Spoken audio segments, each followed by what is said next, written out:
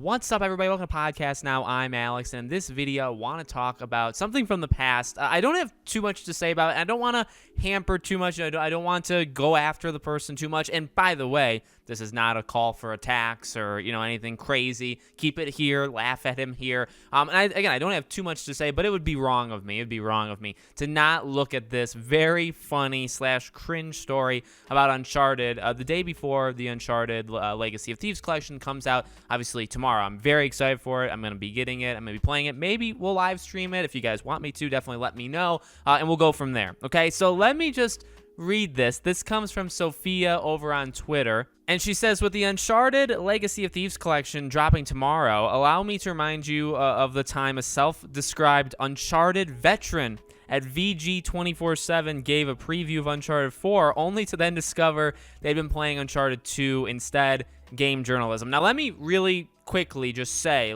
this actually, I like this site, and recently, it's not that bad. If we're talking about, the IGNs and Kotakus, or, the most cringe, worst gaming mistakes these journalists have made. Too much water, the guy who couldn't play Doom, right? There's definitely examples of journalists just being very, very bad, or just not even knowing what they're talking about, or making things up. But this one, let's read it out. So this is, and by the way, this is years ago. So again, that's why I don't want to hamper too much on it. This video, that's it. I promise I'm not gonna lean into it beyond this video. But this was years ago. Okay, this was over 6 years ago. And it says, we'd like to apologize to Naughty Dog for a massive mistake we published last month.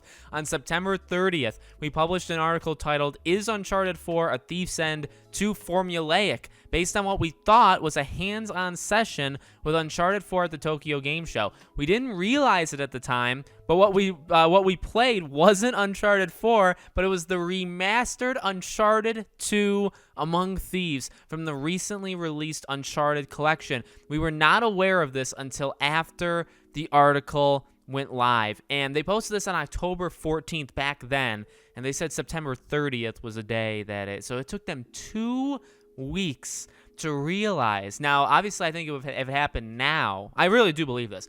If it happened now, they would have been laughed at so badly everywhere that they would have issued a statement much sooner than 2 weeks. Man, I just find it very funny. Now, nowhere in there, Sophia must have had to look into the guy who wrote this article. And again, I'm not going after him. I'm not going to talk to him, or I'm not going to send people. None of that, garbage kind of stuff. But, she says in the beginning, a self-described, so he described himself. This is tough. This really is more lessons than just, gaming journalists being horrible like they always are. But, don't label yourself something if you're not. Don't say, I don't know, that's why I find it hilarious and also cringy. You say you're an Uncharted veteran, and you or somebody that I guess technically we don't know, because this person that wrote this, this apology, were they the same person who wrote the article? I'm not sure, but they also, if they're the editor-in-chief or whatever, they would have had some say, or somebody would have fact-checked it. That's another thing that I find really interesting about game journalists in general.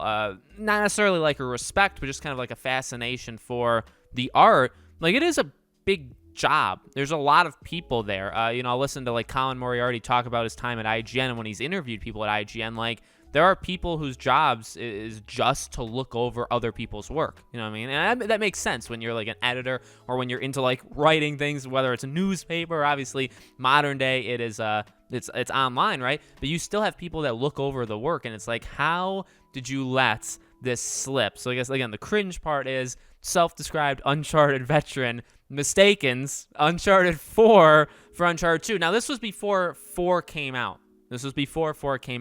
And so I will give them 10% benefit of the doubt. 10%. I'm not going any higher than that, because while you could maybe fool yourself into thinking that it's a new scene in Uncharted 4, because obviously we hadn't seen the full game, of Uncharted 4, so maybe you would have thought that it was just a new thing. But if you've played the other games, you would know the levels in those games. So you would know for sure that that's just this. Also, you'd imagine that they looked differently. I don't know if you guys noticed this. Maybe you did, maybe you didn't. But Uncharted 4 is kind of better graphically than Uncharted 2. It looks slightly improved. So I don't even know how you mistaken that.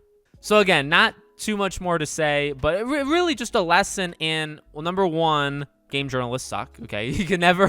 I mean, yes, this was so long ago, but and I haven't seen anything very like horrible from this website recently. That doesn't mean it hasn't happened. In fact, the website does look a little familiar. Maybe they jumped on the Troy thing for Hogwarts Legacy, the cancellation of him. Maybe they did that. I'm sure they probably did because everybody did. But I haven't seen anything horrible from them. But it also is just a message, and it's something like even myself, like and YouTubers and personalities online, you gotta be genuine, like true, like, and this is me being genuine to you. This is actually one of the biggest takeaways here, and something that a lot of these game journalists, not even picking on them, but they need to learn, is you just gotta be real with people, and you gotta own up to it. You know, we talked a few weeks ago about that the God of War review on that one website, and there were the two things were like the person was going in expecting some sort of loving father-son relationship, like they were going to hold hands the whole time, but also like they stole IGN's review template, which was kind of the big thing. But like the issues that girl had with God of War, I actually didn't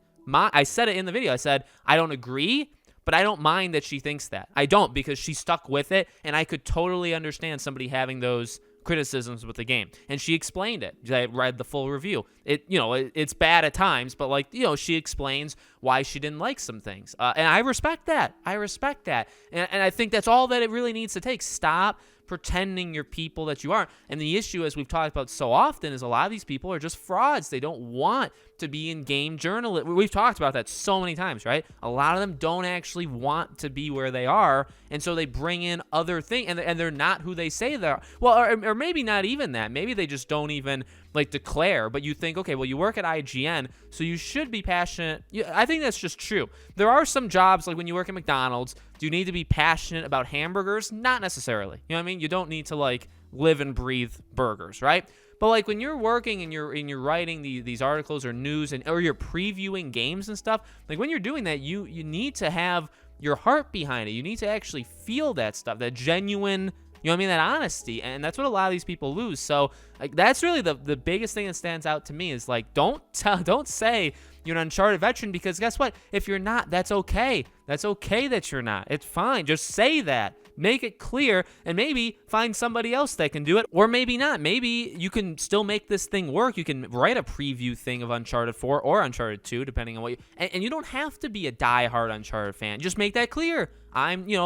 Just say it. You know what I mean? I don't understand why it's so difficult. I just don't. I really, even from me to you guys, you know what I mean? I cover a lot of stuff on the channel, and I try as much as I can, and maybe I have to do better, and that's definitely something I can do. But like, I try to be very clear with you guys of where I stand. Some things I'm more passionate about, as you can probably tell, than others. When I talk about Scream, like, how passionate I am about that, because I make so many videos, and I know my stuff. But other games, maybe not. I did a news story on Gran Turismo, and I admitted in that news story, I can't talk about the gameplay and my feelings about this or that, because I'm not a diehard. I'm just talking about like a specific news thing. You got to be real with people, and if they don't like it, that's fine, but at least they know where you're coming from. At least I'm not going to pretend to be a person who's played Gran Turismo all the way through. Like, I've played every single game. I haven't. I've played maybe like one or two, right? So, like, don't pretend that you did, because eventually,